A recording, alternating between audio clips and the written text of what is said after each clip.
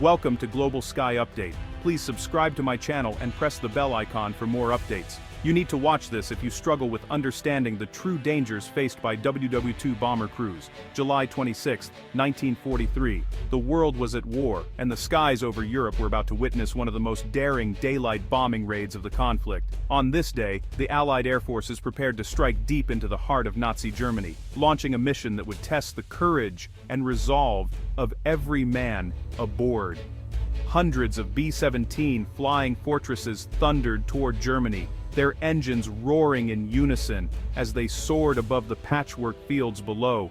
The sound was deafening, a mechanical symphony that echoed the determination of the crews inside. Each bomber carried not just bombs, but the hopes of a world longing for peace. Among these mighty aircraft was Ruthie II, a battered but resilient bomber from the 92nd Bomb Group.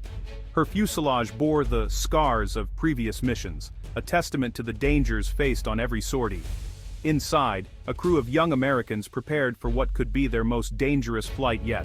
Leading them was Captain Robert Soup Campbell, a steady hand in the chaos of war, and his co-pilot, John Red Morgan, whose nerves of steel would soon be put to the ultimate test. Their objective was clear: a rubber factory in Hanover, a vital cog in the Nazi war machine, nestled deep within the formidable defenses of the Luftwaffe. The city was heavily fortified, and every man aboard Ruthie II knew that reaching the target and making it home would be a near impossible feat.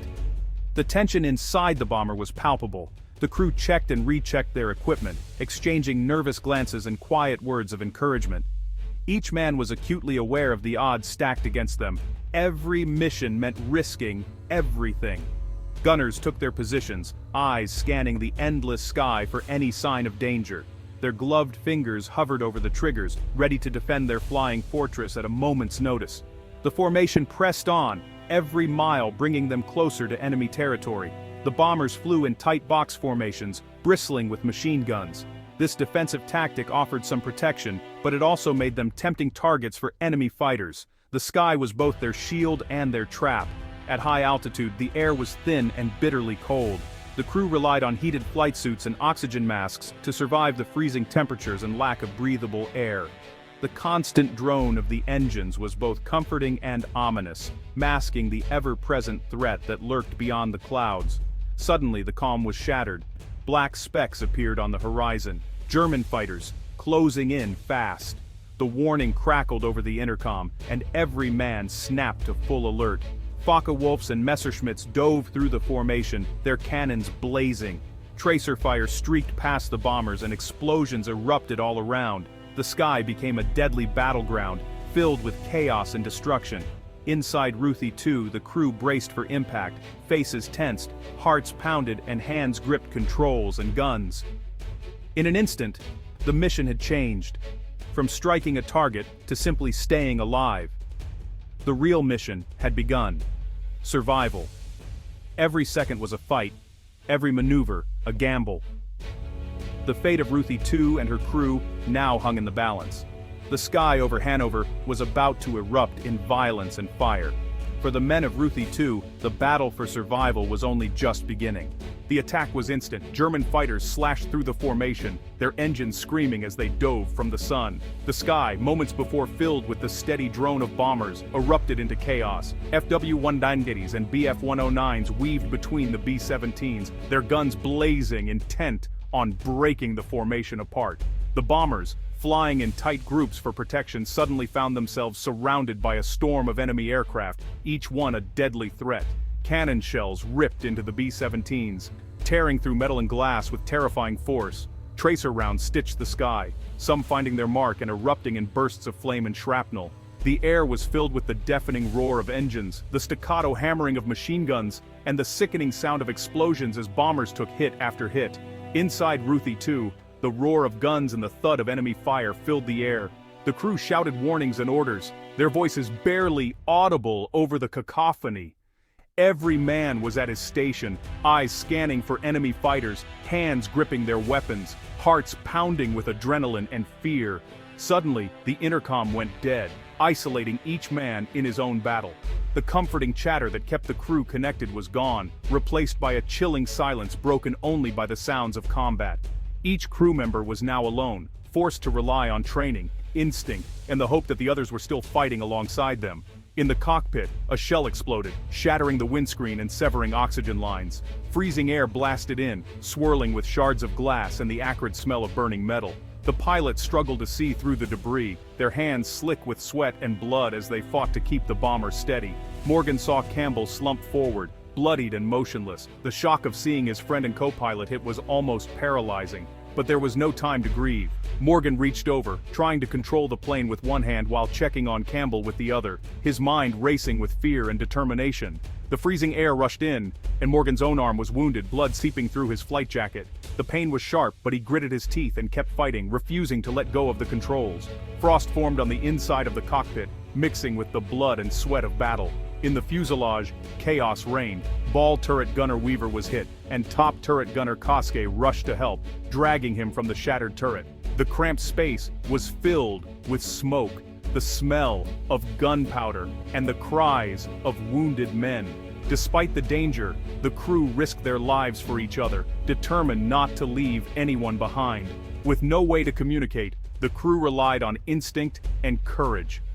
Hand signals and quick glances replaced words, each man reading the fear and resolve in his crewmate's eyes.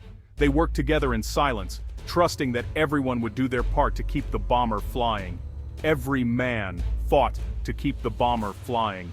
The pilots wrestled with the controls, the gunners scanned the skies for more attackers, and the engineers patched what they could, all while the plane shuddered from the relentless assault.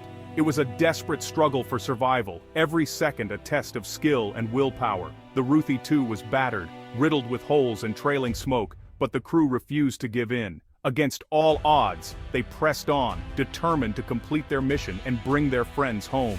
The bomber, though wounded, was still in the fight, a testament to the resilience and bravery of those inside. The survival of all depended on each man's actions. Every decision, every movement could mean the difference between life and death. In those harrowing moments, the crew became more than just a team. They became a lifeline for one another, bound by a shared will to survive. The sky was a maelstrom of fire and steel, filled with the thunder of flak bursts and the deadly dance of fighters and bombers. Explosions blossomed all around, sending shockwaves through the formation.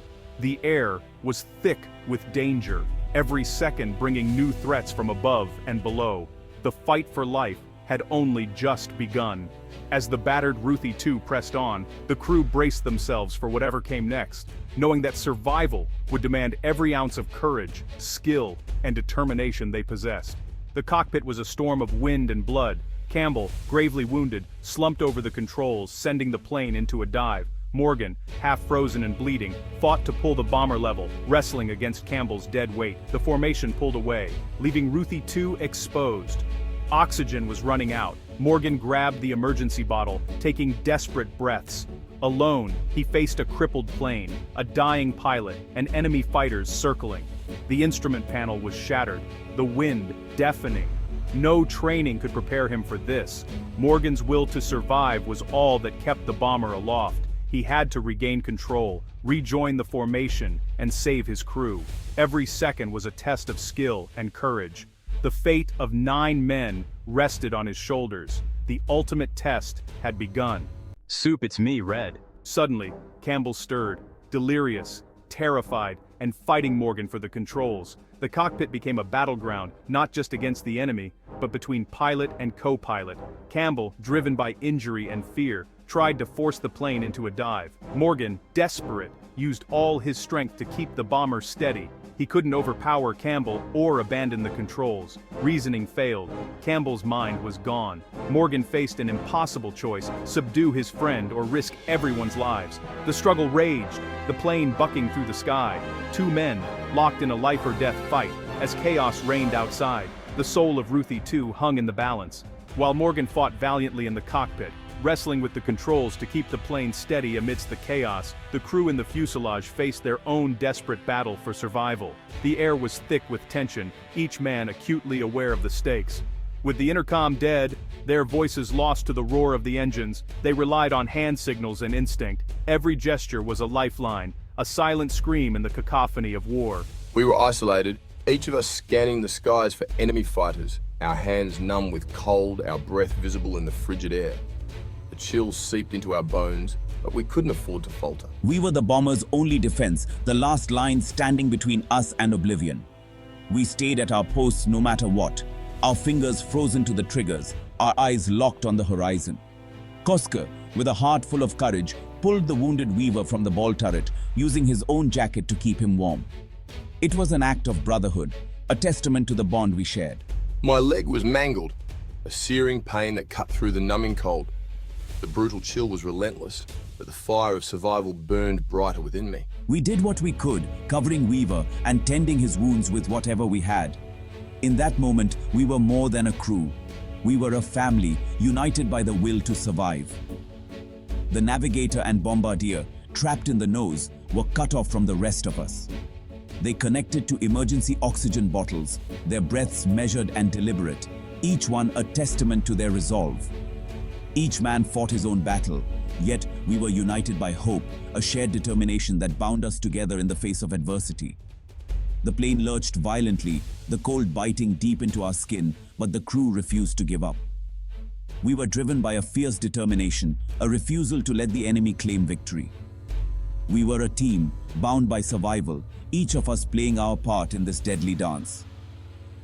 The cramped fuselage was our battlefield, and we fought with everything we had. Every action was an act of courage, a testament to the bravery that defined us.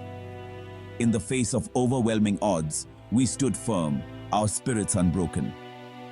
The fight inside Ruthie II was as fierce as the one outside.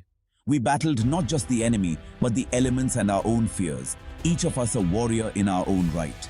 In the cockpit, Morgan's struggle with Campbell reached its peak. I had to act now. With one hand on the controls, Morgan pinned Campbell, using every ounce of strength. Campbell thrashed, but Morgan managed to subdue him with a desperate blow. The cockpit fell silent save for the wind. Morgan, shaken, focused on flying. Alone, he assessed the damage, determined to rejoin the formation. First things first, get us back in. He coaxed the crippled bomber back toward the American stream, flying by sight and feel. The controls were sluggish, the instruments barely readable. Slowly, Ruthie II climbed, closing the gap. Against all odds, Morgan brought his bomber back into the fight. His airmanship bordered on miraculous. Rejoining the formation, Ruthie II became a target for renewed German attacks. Morgan flew with one hand, restraining Campbell with the other, dodging enemy fire. The gunners, inspired, fought back with everything they had. Approaching Hanover, the mission's climax loomed. In the nose, Gentry, prepared for the bomb run, focused despite chaos. The bomb bay doors opened, flak exploded around them. Morgan fought to keep the plane level. Bombs away!